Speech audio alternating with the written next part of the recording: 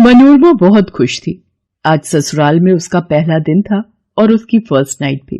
उसका विवाह सिंह मेंशन की मालकिन रंजना देवी के बेटे राजेंद्र से हुई थी। रंजना देवी के इलाके में बहुत ही प्रतिष्ठा थी।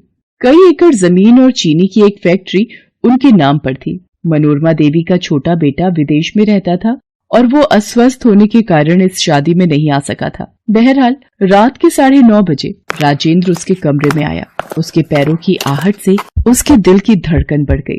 जैसे जैसे राजेंद्र उसके पास आता गया, उसके दिल की धड़कन इतनी बढ़ गई कि वो साफ साफ सुनाई दे रही थी। राजेंद्र उसके पास आया और चुपचाप उसके बगल में बैठ गया और सकुचाते हुए बोला, जी आप यहीं पर सोएंगी क्या?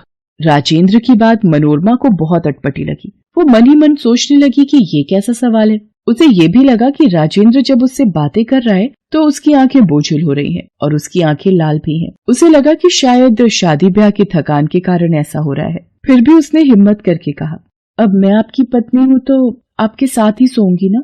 राजेंद्र ने उसकी बात का कोई जवाब नहीं दिया और वो उसकी बगल में चुपचाप लेट गया। कुछ देर के बाद उसे नींद आ गई और वो खर्राटे भरने लगा। मनोरमा को राजेंद्र का ये व्यवहार फिर से बहुत ही अटपटा लगा, लेकिन वो क्या करती, वो भी सो गई। अगली सुबह जब उसकी नींद खुली तो उसने देखा कि उसका पति उसके बगल में नहीं है। अरे ये कहाँ गए? वो अपने कमरे से बाहर निकली और राजेंद्र को ढूंढने लगी, लेकिन राजेंद्र उसे कहीं नहीं मिला। पूरा घर छान मारा, आखिर ये गए कहाँ? तभी उसकी सास रंजना देवी की गुस्से भरी आवाज उसके कानों में पड़ी, बहू बहू, अरे कब तक सोती रहोगी? बेचारी मनोरमा चुपचाप भागी भागी अपनी सास के पास आई। जी माँ जी, दिन चढ़ आया है और तुम सो रही हो, तुम्हें जरा भी शर्म नहीं है? नई बहू के ऐसे लक्षण तो नहीं होते। जी मैं तो बहुत देर पहले जाग गई थी, वो मुझे राजेंद्र कहीं दिखाई नहीं दे रहे थे तो उन्हें ही ढूंढ रही थी। राजेंद्र कोई छोटा बच्चा है क्या जो वो खो गया और तुम उसे ढूंढ रही थी? यहाँ पूरे घर का काम पड़ा हुआ है, जाओ जाकर उसे खत्म करो। एक तो कल रात के राजेंद्र के व्यवहार से वो बहुत दुखी थी और सुबह सुबह सास का ऐसा रूप देखकर उसे समझ आ गया कि इस घर में उसकी राहें बहुत ही मुश्किल हैं। बहरहाल उसने सारा काम खत्म किया और राजेंद्र का इंतजार करने लगी, लेकिन वो रात होने के बाद ही घर आया और आज भी जब वो आया तो उसकी आंखें वैसी ही उनींदी और लाल थी। वो उसके बगल में बैठा तो जरूर, लेकिन आज तो उसे बिना टोके ही नींद की आगोश में चला गया। मनोरमा को 6 महीने से अधिक हो गए थे इस घर में आए हुए, लेकिन राजेंद्र ने उससे एक दिन भी प्यार भरी बातें नहीं की थी। वो उसके पास रात को आता और सिर्फ उसके बगल में सो जाता। मुझे इनसे बात करनी ही होगी, आखिर ये मुझसे कुछ बोलते क्यों नहीं? 6 महीने हो गए मुझे इस घर में आए हुए, ये मुझसे प्यार भरी बातें क्यों नहीं करते? मुझसे प्यार क्यों नहीं करते? मैं पत्नी हूँ इनकी, मेरे भी कुछ अरमान है। लेकिन वो कब बात करती राजेंद्र से? रात को जब वो आता तो उसे बिना टोके ही सो जाता और सुबह सुबह ही वो पता नहीं कहाँ चला जाता। एक बार उसने अपनी सास से भी इस बारे में पूछा तो उसने गोलमोल जवाब दिया, लेकिन एक दिन उसने तय कर लिया कि आज वो इस बारे में राजेंद्र से बातें करेगी। रात को जब वो उसके पास आया तो वो उसके गले लग गई। क्या बात है जी, आप मुझसे यूँ खिंचे खिंचे क्यों रहते हैं? क्या मैं आपको पसंद नहीं हूँ? मनोरमा की बातों का राजेंद्र ने कोई जवाब नहीं दिया, वो बस उसकी ओर घूरता रहा। क्या बात है जी, सिर्फ मुझे घूरते ही रहेंगे या प्यार भी करेंगे? राजेंद्र अब भी चुप रहा और फिर उसकी बगल में लेट गया और खर्राटे भरने लगा। धीरे धीरे समय इसी तरह तेज गति से बीतता रहा। अब तो नाते, रिश्तेदार, नए मेहमान के बारे में पूछने लगे थे। सब ये जानना चाहते ही थे कि मनोरमा माँ कब बनेगी। अब मनोरमा किसी को कैसे सच बात बताती? इसी तरह एक दिन की बात है, राजेंद्र की बुआ उनके घर आई थी और उसने भी यही बात छेड़ दी। क्या बात है मनोरमा बहू, हमें खुशखबरी कब सुना रही हो?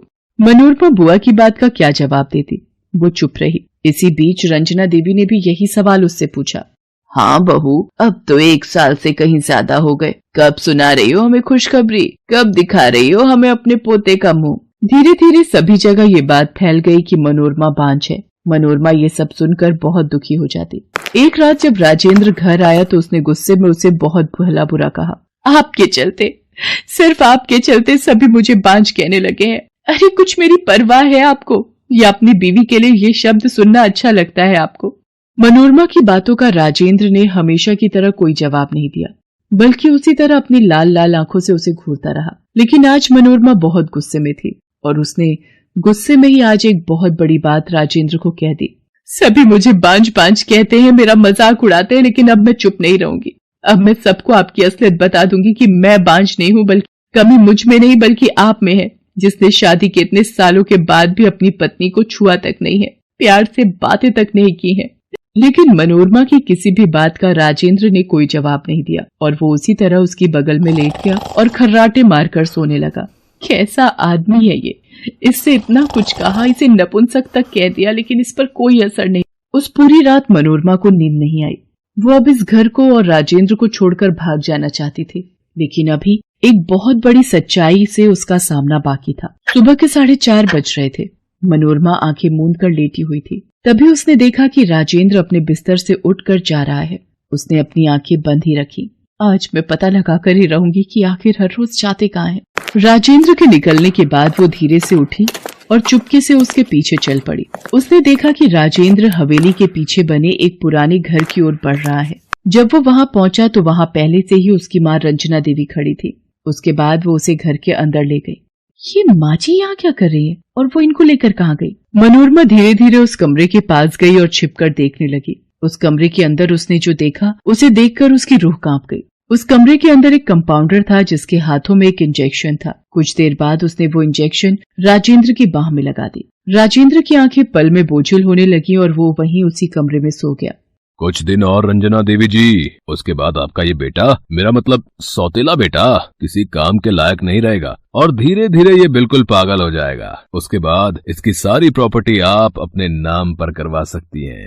रंजना देवी ने कंपाउंडर की ओर मुस्कुराकर देखा और उसे नोटों की गड्डी थमा दी। नोटों की गड्डी लेकर वो वहां से निकल गया।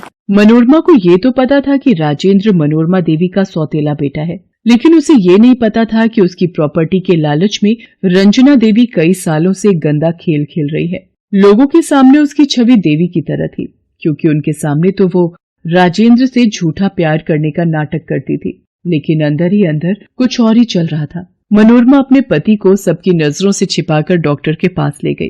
आपके पति के साथ कई सालों से अमानवीय व्यवहार हो रहा है। इनको ऐसा इंजेक्शन दिया जा रहा है जिससे इनका पूरा शरीर, यहाँ तक कि दिमाग भी धीरे धीरे काम करना बंद कर रहा है। सीधे सीधे कहूँ तो आपके पति को नपुंसक और पागल बनाने की साजिश कई सालों से रची जा रही है। राजेंद्र जब 10 साल का था तभी उसकी सगी माँ की मौत हो गई थी। माँ की मौत के बाद वो टूट गया था। दोस्तों और रिश्तेदारों की सलाह पर उसके पिता दीनानाथ सिंह ने दूसरी शादी रंजना देवी से कर ली, जिसका पहले से ही एक पुत्र था। दीनानाथ जी चाहते थे कि राजेंद्र को माँ का प्यार मिले, लेकिन रंजना देवी राजेंद्र से प्यार का सिर्फ दिखावा करती थी और वो सिर्फ अपने सगे बेटे के लिए सोचती। ये बात दीनानाथ जी को पता लग गई थी, इसलिए अपनी मौत के पहले उन्होंने अपनी सारी संपत्ति अपने बेटे के नाम कर दी थी। पैसों और संपत्ति के लालच में एक माँ इतना कैसे गिर सकती है? ऐसे में तो माँ शब्द से लोगों का विश्वास उठ जाएगा। मनोरमा अपने पति को लेकर पुलिस के पास गई। पुलिस ने जब उसकी कहानी सुनी तो वो भी चौंक गई। पुलिस ने रंजना देवी को गिरफ्तार कर लिया और उस पर मुकदमा चलाया गया। राजेंद्र का इलाज आज भी डॉक्टरों की निगरानी में चल रहा है। मनोरमा को पूरी उम्मीद है कि एक दिन उसके पति बिल्कुल ठीक हो जाएंगे।